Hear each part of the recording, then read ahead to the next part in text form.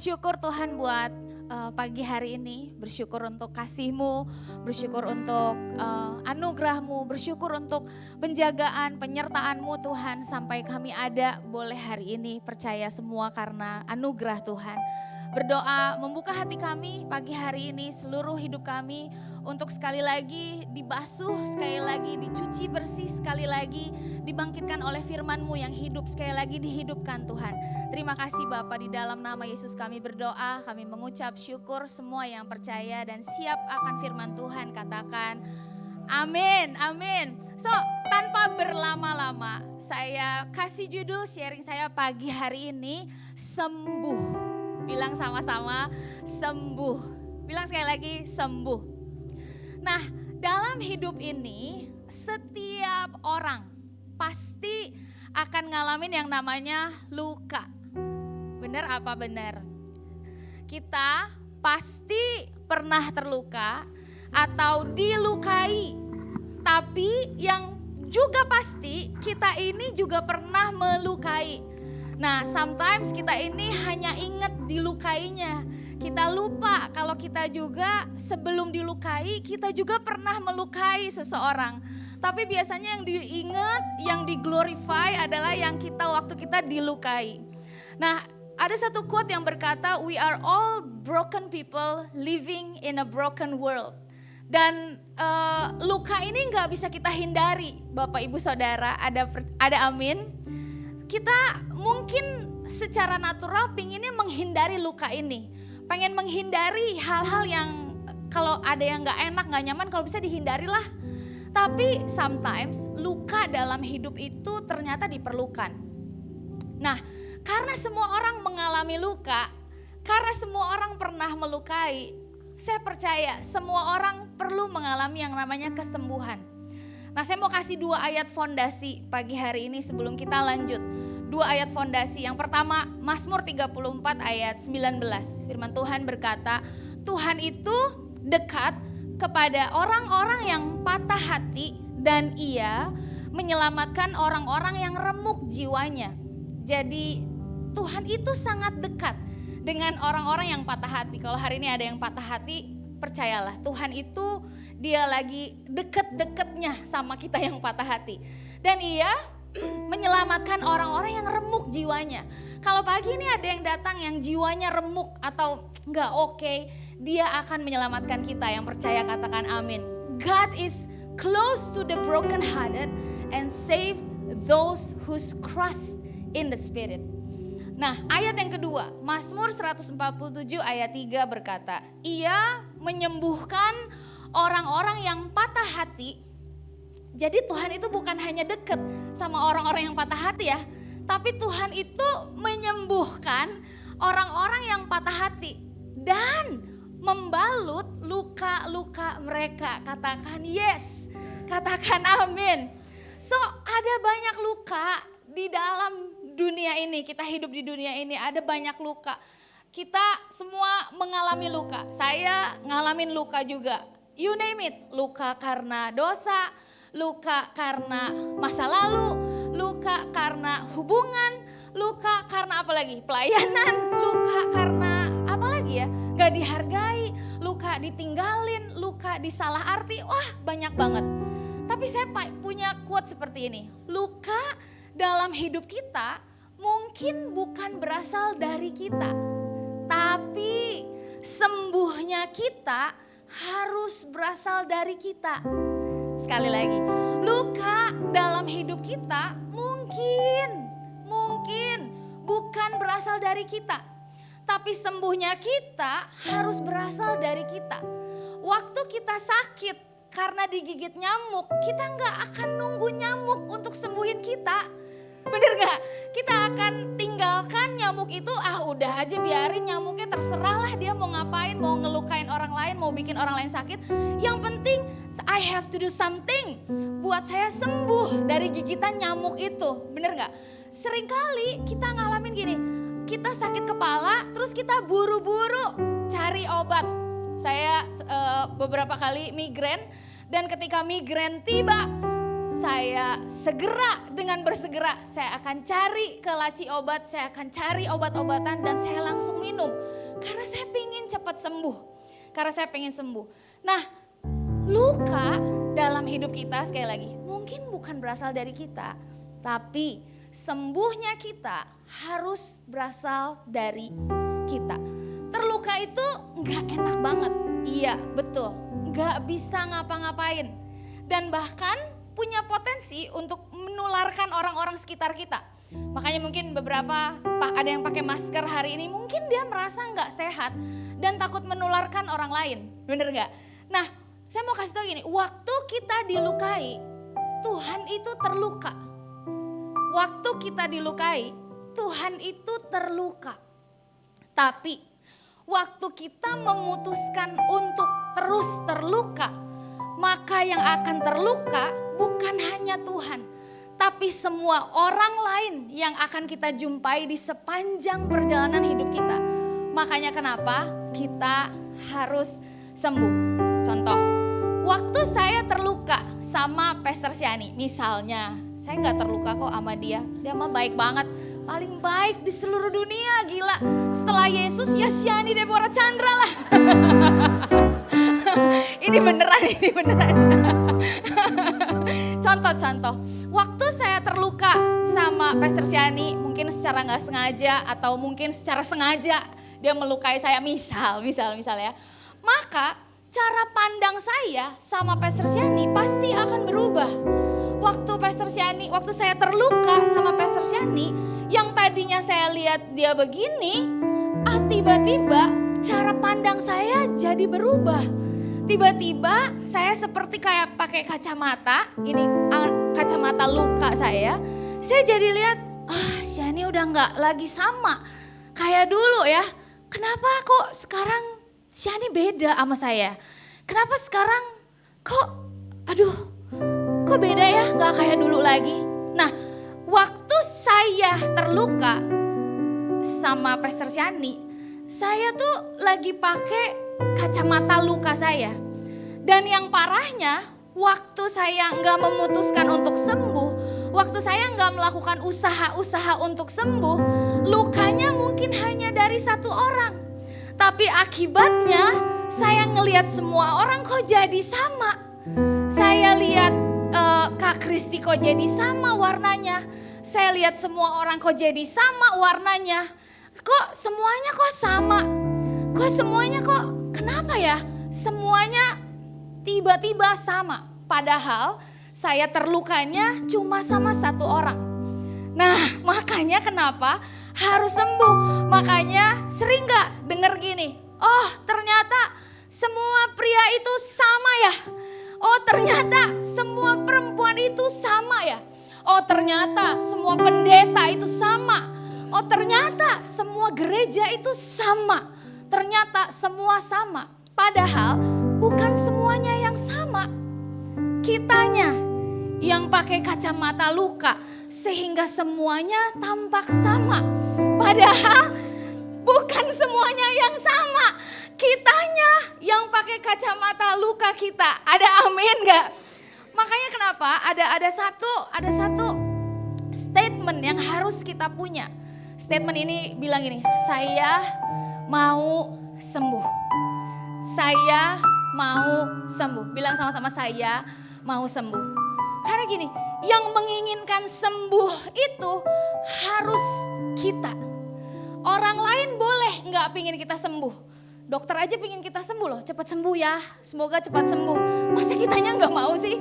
Nah, kita harus jadi orang pertama dan orang yang paling ngotot untuk mau sembuh. Katakan amin. Nah, sembuh itu ada 3 poin. Yang pertama, sembuh itu perlu waktu. Healing takes time. Tapi bukan hanya waktu yang menyembuhkan. Waktu aja gak menyembuhkan. Tapi waktu dengan Tuhanlah yang menyembuhkan. Banyak orang bilang waktu lagi terluka, waktu lagi broken, I need time, I need space. Oke, benar.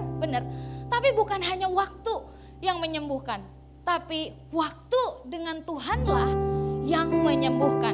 Nah, saya mau cerita sedikit seorang Daud di Alkitab. Dia itu seorang anak, kita kan suka terluka ya kalau diduain, bener gak? Kok jadi orang kedua tuh terluka banget kayaknya. Daud itu bukan diduain, didelapanin karena dia anak ke-8. Dia anak ke-8 di rumahnya, di keluarganya.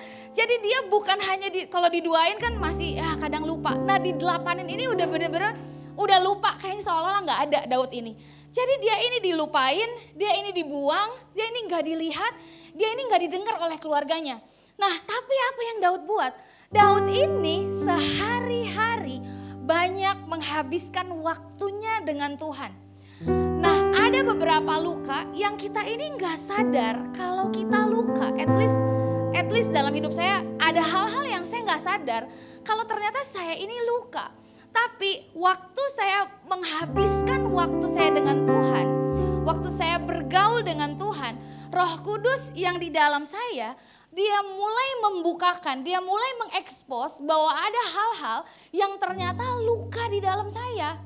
Dan saya pernah bilang di sini bahwa luka yang di dalam kita itu hanya perlu satu pribadi yang ada di dalam kita.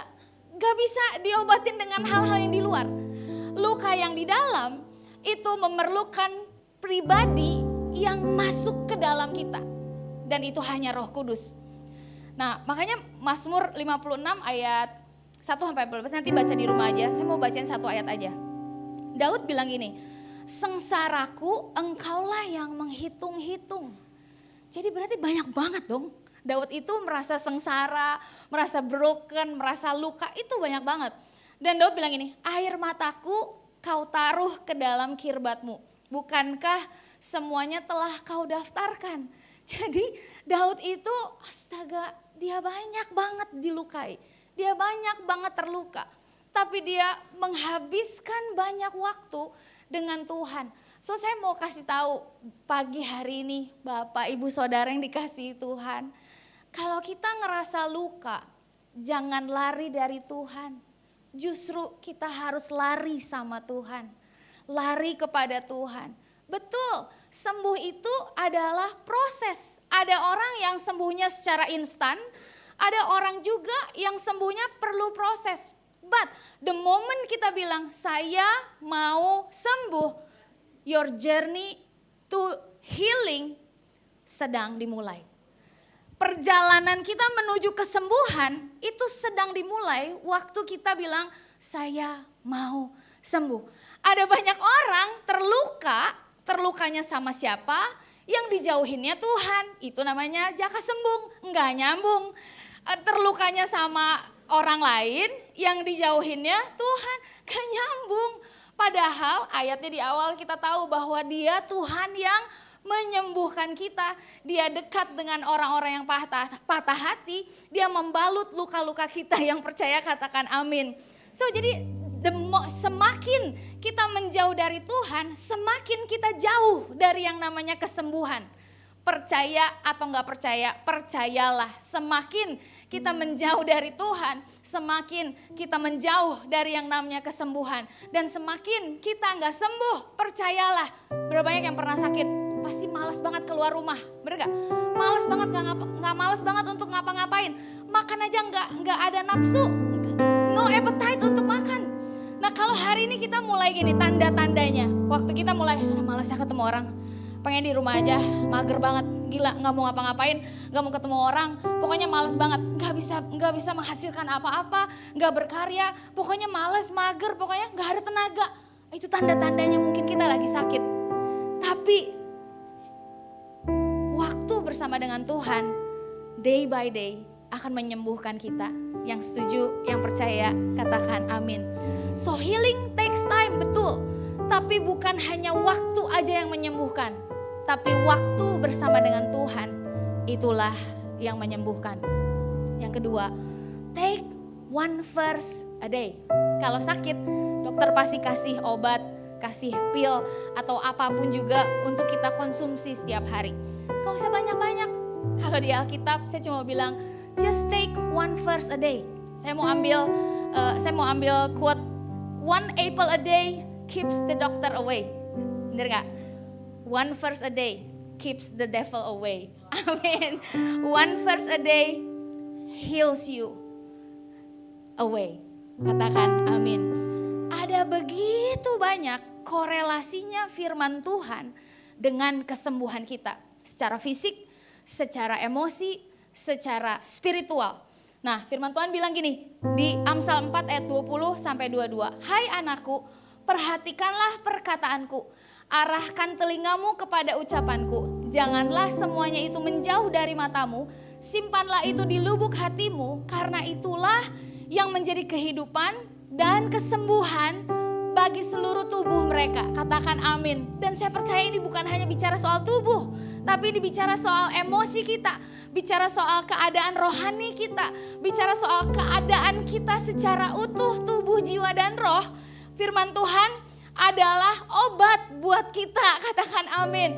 So kalau kita lagi ngerasa luka, ngerasa broken, ngerasa nggak oke, justru kita harus take one verse a day. Katakan amin. Nah, saya mau ajarin. Waktu saya ngerasa luka, waktu saya mengalami luka, waktu saya broken, saya buru-buru sama seperti tadi migrain, saya segera cari obat di laci untuk saya ambil dan saya minum. Apa yang terjadi waktu kita minum obat itu masuk ke dalam mulut kita, ditelan dan diproses di dalam sini, akhirnya itu menyembuhkan semua hal yang organ-organ tubuh kita perlukan. Nah, waktu kita mengambil one verse a day, itu juga yang akan terjadi. Tapi caranya gini, aku punya ilustrasi. Boleh kasih lihat contohnya? Saya kasih contoh, ayat 1 Yohanes 3 ayat 20. Nah, ini waktu saya lagi broken banget karena saya merasa tertuduh. Saya langsung buru-buru cari one verse a day. Nah, ini yang terjadi kalau kita cuma 1 Yohanes 3 ayat 20. Demikian pula kita boleh menenangkan hati kita di hadapan Allah, sebab jika kita dituduh olehnya, Allah adalah lebih besar daripada hati kita serta mengetahui segala sesuatu. Nah, kalau kita cuma baca doang, gak akan jadi apa-apa. Kita cuma lihat, saya percaya Panadol ini bisa menyembuhkan saya. Saya tahu Panadol ini bisa bikin migrain saya sembuh. Saya percaya, saya tahu.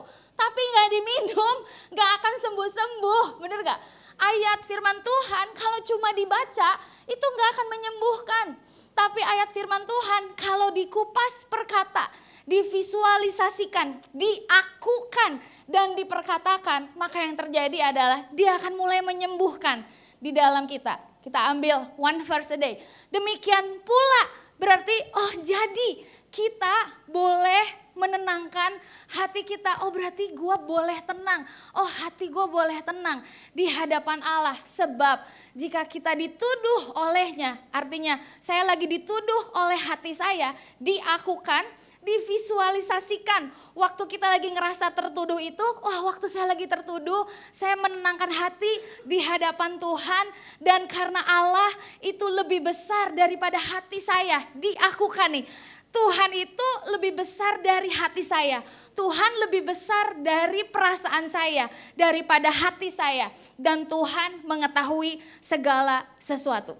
Maka eventually ayat ini akan mulai membersihkan kita, menyembuhkan kita. Yang percaya katakan amin. Belum sembuh juga ternyata. Kayaknya masih tertuduh. Hati ini masih tertuduh. Ambil satu lagi. Ayat berikutnya. Ambil satu lagi. Ayat berikutnya. Oke. Mazmur 62 ayat 2. Hanya dekat Allah saja aku tenang. Hanya berarti cuma satu, berarti gak ada pilihan, berarti gak ada opsi lain. Karena dibilang hanya dekat Allah aja, bukan dekat Pastor David, bukan dekat Pastor Shani, bukan dekat suami saya, bukan dekat siapapun juga, tapi hanya cuma dekat Allah aja, aku tenang. Daripadanya lah keselamatanku. So eventually hati kita akan mulai sembuh one day at a time. Take one verse a day. Katakan amin. Yang ketiga, don't waste any pain. Yang pertama tadi, healing takes time atau take time with God. Yang kedua, take one verse a day. Yang ketiga, don't waste any pain. Daud itu ya, kalau saya perhatiin hidupnya, dia itu mengambil banyak keuntungan. Kayaknya Daud ini orang Cina loh. Karena dia itu cuan banget hidupnya. Lewat semua kebuntungan, keadaan, ketidakadilan hidupnya, dia bisa ambil semua keuntungan yang dia butuhkan, sehingga itu membawa semua yang gak baik, itu jadi keuntungan buat hidup dia loh. Nah makanya gini, waktu kita fokus sama luka kita, maka kita akan banyak ruginya. Betul, waktu sakit pasti kita akan aduh ini sakit. Tapi lama-lama kita mesti memutuskan untuk enggak fokus sama luka kita. Kita mesti fokus pada hati, pada mata yang terbuka. Sih, kalau waktu hati kita luka, itu tuh mata kita terbuka loh sebenarnya. Waktu kita dilukai, ada orang yang menyakiti hati kita. Hati kita terluka, tapi mata kita sebenarnya terbuka. Oh ternyata si bedul ini ya, dan bener ya.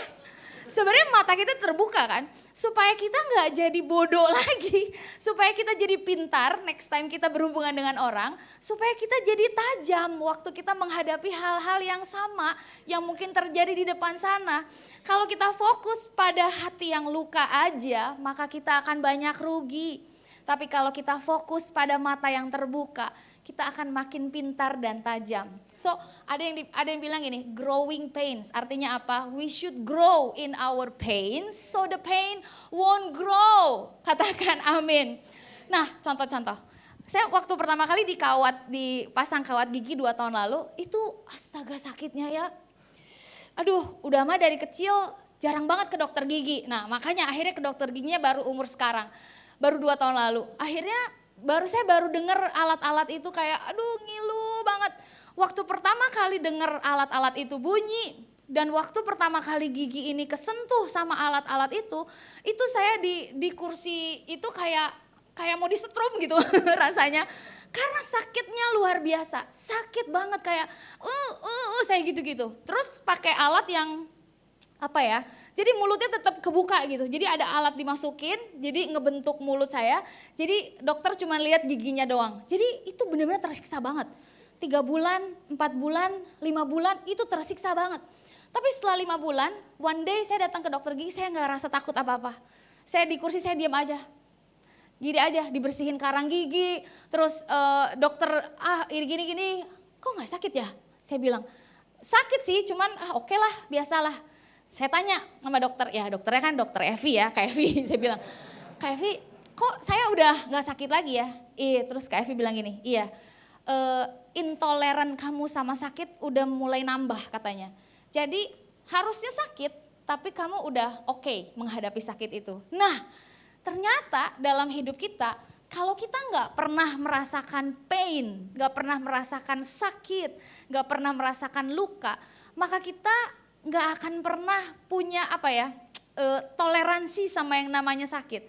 Tapi the more kita ngalamin sakit, luka, and then kita sembuh, and then kita menghadapinya, maka kita gak akan mudah tersakiti. Kita gak akan mudah kecewa, kita gak akan mudah luka. Karena benar Tuhan itu gak pernah menyia-nyiakan rasa sakit kita. Semua rasa sakit dalam hidup kita punya purpose, ada tujuannya. So jangan mau rugi, Bapak Ibu katakan amin.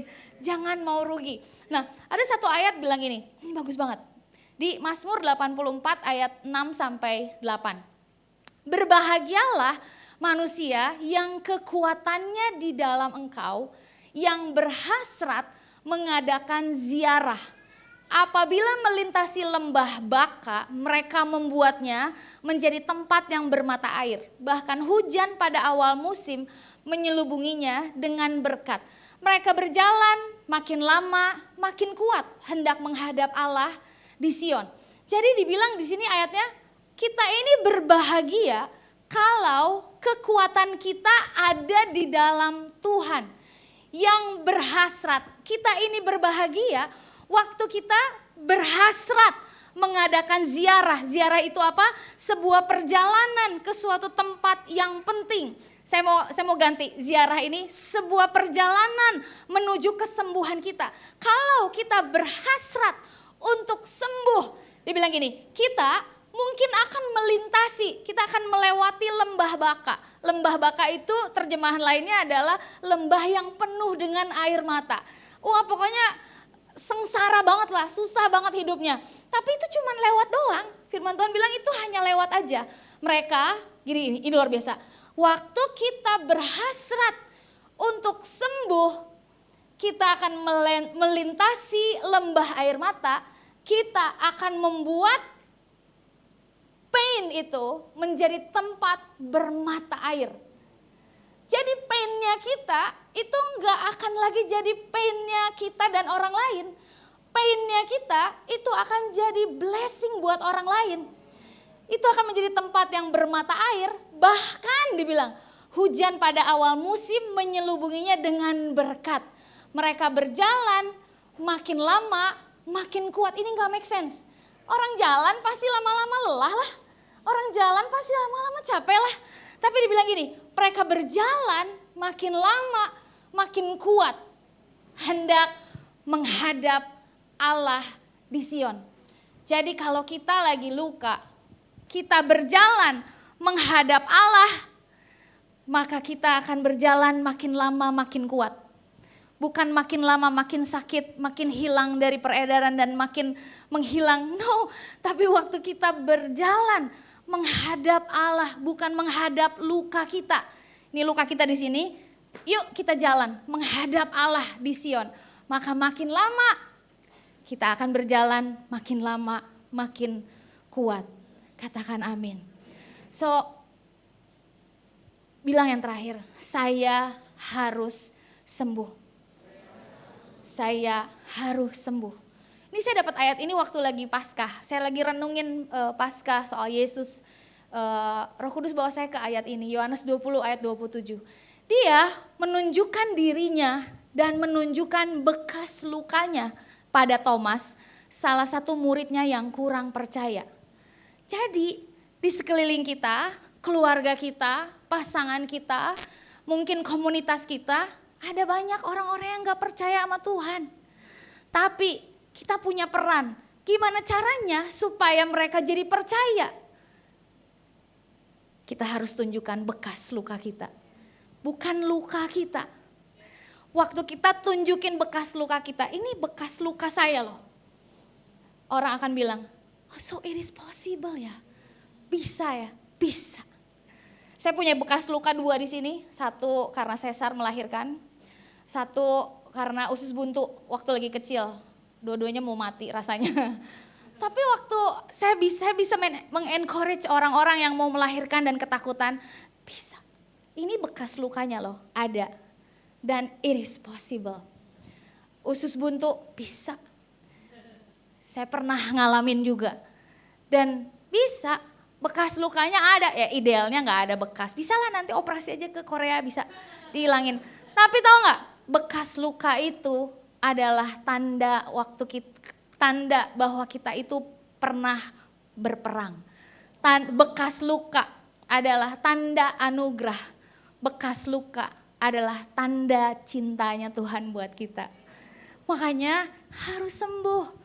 Kita harus sembuh supaya waktu kita ketemu dengan orang, waktu kita menikah, waktu kita punya anak, waktu kita menggembalai orang, waktu kita melayani, kita nggak lagi bawa luka, tapi kita bawa hanya bekas luka kita. Supaya orang bilang, it is possible ya. Ternyata bisa sembuh ya. Di sini ngerti ya bahwa ternyata luka itu perlu. Ternyata disakiti itu bagian dari rencananya Tuhan. Disalah arti, dihianati, ditinggalin, diapain pun lah terserah itu. Itu adalah bagian Tuhan mengantar kita untuk kita mengalami Tuhan lebih lagi. Dan orang juga mengalami Tuhan lebih lagi. So waktu kita sembuh, maka kacamata kita yang tadi melihat luka semuanya sama. Waktu kita take time with God, waktu kita take one verse a day, waktu kita ambil keuntungan dari semua luka yang terjadi dalam hidup kita, and then one day ini akan diganti dengan kacamatanya Tuhan. Bukan dengan kacamata luka, tapi dengan kacamata Tuhan. Waktu saya ganti, waktu saya lihat Cishani, kenapa ya, madesu banget. Kayak kenapa ya, everything about her is just so ugly, you know. Bercanda.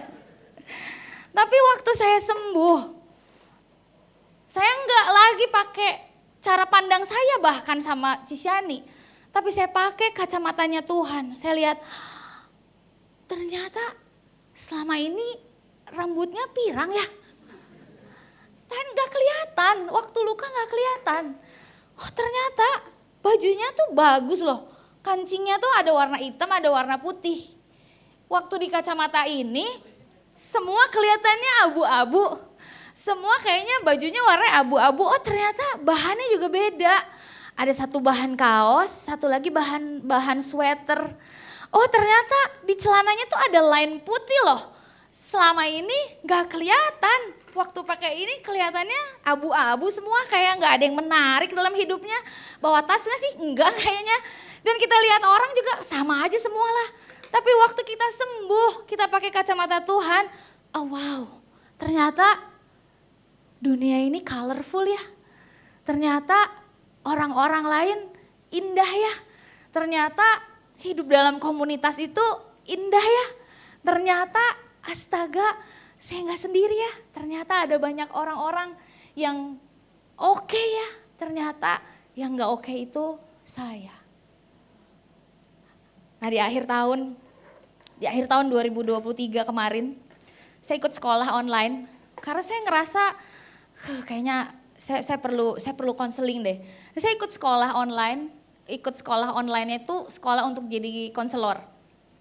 Dan si gurunya bilang gini, secara personal setelah beres kelas dia bilang gini, Ashley saya dapatkan banget dari Tuhan bahwa kamu itu bukan hanya dipanggil sebagai penyembah, tapi kamu dipanggil sebagai penyembuh. Wah. Saya hari itu baru nggak kenal sama guru ini, saya nggak kenal. Dan ini kali kedua saya ketemu dengan orang asing dan saya tiba-tiba nangis di Zoom itu. Saya bilang, gimana caranya Ci? Saya banyak banget luka, saya bilang. Tapi dia bilang, ambil waktu sama Tuhan. Dia Tuhan yang mau menyembuhkan kamu Ashley. Karena kamu udah jadi penyembah selama ini. Tapi Cici rasa banget Tuhan mau bawa kamu untuk jadi penyembuh. Ada banyak orang nungguin kamu untuk sembuh Ashley. Astaga, itu kalimat itu ya. Itu belum one verse a day loh. Itu rasanya udah sembuh. Rasanya udah sembuh, tapi saya ambil waktu banget sepanjang akhir tahun 2023 sebelum Natal.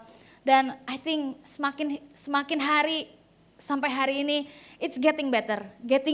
Saya nggak bilang saya udah sembuh 100%. Mungkin ada sedikit-sedikit masih kayak ada sedikit yang basah-basah.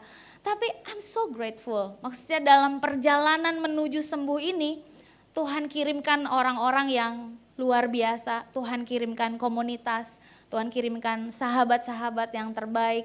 Dan Tuhan kirimkan orang-orang yang saya gak kenal untuk nemenin saya dalam proses kesembuhan. Semuanya dimulai dari saya mau sembuh. Saya percaya kalau hari ini kita berkata, Tuhan saya mau sembuh. Tuhan saya harus sembuh. Saya percaya dalam perjalananmu Tuhan akan kirimkan banyak resource. Tuhan akan kirimkan banyak orang untuk kita sembuh. Terakhir saya mau bilang ini. Yesaya 61 ayat 1. Gak ada di sini tapi saya mau baca. Roh Tuhan ada padaku oleh karena Tuhan telah mengurapi aku. Ia telah mengutus aku untuk menyampaikan kabar baik. Nah seringkali kita berhenti di sini. Pada ayatnya, dia telah mengutus aku untuk menyampaikan kabar baik kepada orang-orang sengsara dan merawat orang-orang yang remuk hati. Untuk memberitakan pembebasan kepada orang-orang tawanan dan kepada orang-orang yang terkurung kelepasan dalam penjara. Jadi bukan hanya menjangkau aja, tapi merawat orang yang remuk hati. ICC bukan jadi rumah hanya untuk menjangkau, tapi ICC harus jadi rumah yang bisa merawat orang-orang yang remuk hatinya. Membebaskan orang-orang yang dalam tawanan, orang-orang yang terkurung dalam tawanan-tawanan penjara. Yang percaya katakan amin. Terakhir summary, sembuh. Saya mau sembuh. Kedua, saya harus sembuh. Ketiga, saya percaya ini bukan hanya panggilan saya. Ini panggilan kita semua. Saya nggak bisa sendiri. Ada banyak orang-orang nungguin kita di luar sana. Di rumah kita, di keluarga kita. Untuk kita datang sebagai penyembuh. Kita datang ke rumah Tuhan sebagai penyembah. Keluar dari sini kita sebagai penyembuh. Yang percaya katakan amin. Kasih tepuk tangan buat Tuhan kita. Mari kita bangkit berdiri.